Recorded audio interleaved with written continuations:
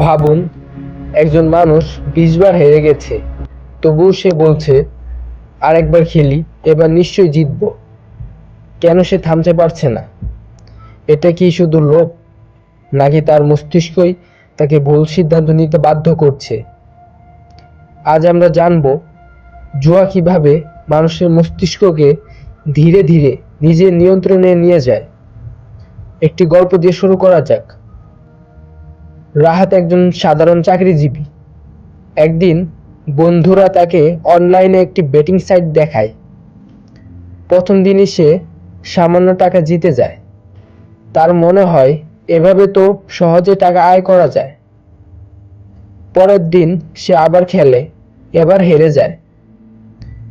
কিন্তু তার মাথায় একটি চিন্তা আসে, আগে তো জিতেছিলাম, আর একবার খেললে হারানো টাকা ফিরে পাবো। এভাবে দিন যায়, রাত যায়।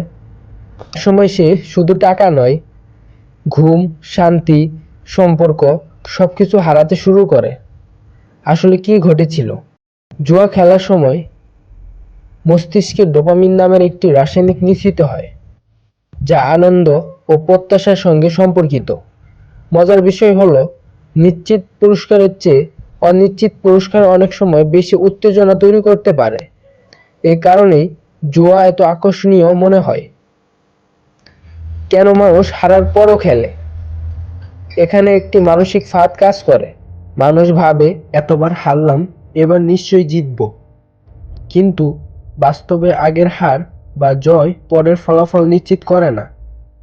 এই ভুল ধারণাই অনেক মানুষকে বারবার খেলতে বাধ্য করে। Near miss effect. ধরুন, আপনি জিততে জিততে অল্পের জন্য হারলেন। মনে হবে, আর একটু হলেই জিতে যেতাম। এই অনুভূতি আবার খেলতে উৎসাহ দেয়, যদিও বাস্তবে হারই হয়েছে।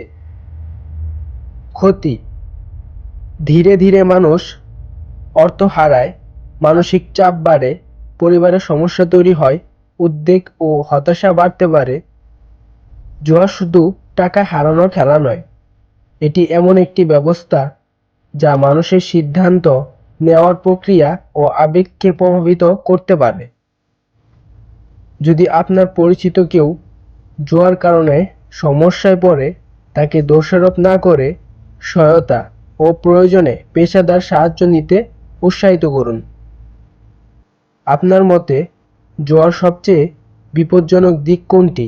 মন্তব্যে জানাতে পারেন। ধন্যবাদ।